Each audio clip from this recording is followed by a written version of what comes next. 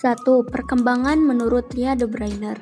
Pada tahun 1817, seorang kimiawan asal Jerman, Johann Wolfgang de Bruyner, dia mengelompokkan unsur-unsur berdasarkan kenaikan massa dan kesamaan sifatnya.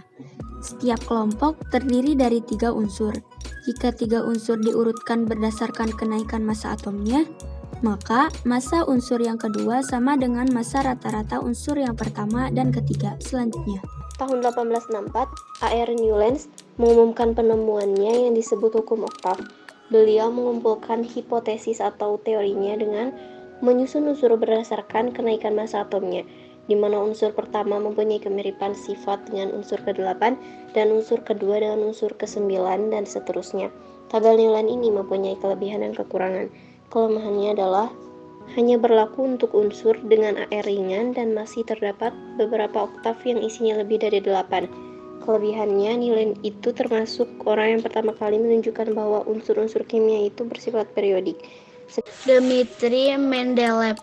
Pada tahun 1809, Mendeleev membuat sistem periodik berdasarkan kenaikan massa atom dan kemiripan sifat.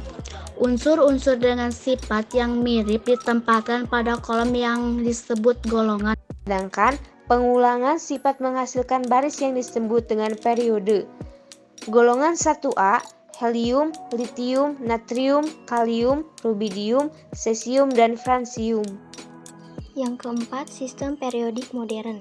Seperti yang kita tahu, sistem periodik merupakan sistem periodik yang kita pakai sekarang, di mana jika unsur-unsur disusun berdasarkan kenaikan nomor atomnya, maka sifat-sifat tertentu akan berulang secara periodik. Dalam sistem periodik modern, dapat lajur-lajur horizontal yang kita kenal dengan periode. Nah, periode ini menyatakan jumlah kulit atom unsur. Sedangkan golongan yaitu kolom-kolom vertikal dalam sistem periodik. Untuk golongan sendiri menyatakan elektron valensi, sedangkan periode menyatakan jumlah kulit. Nah, untuk periode sendiri terdiri atas 7 periode, sedangkan golongan itu ada golongan utama dan golongan tambahan.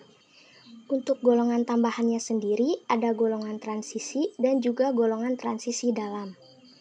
Golongan 1 disebut dengan alkali kecuali hidrogen, kemudian golongan 2A disebut juga dengan alkali tanah, kemudian golongan 7A disebut juga dengan halogen, dan golongan 8A disebut juga dengan gas mulia.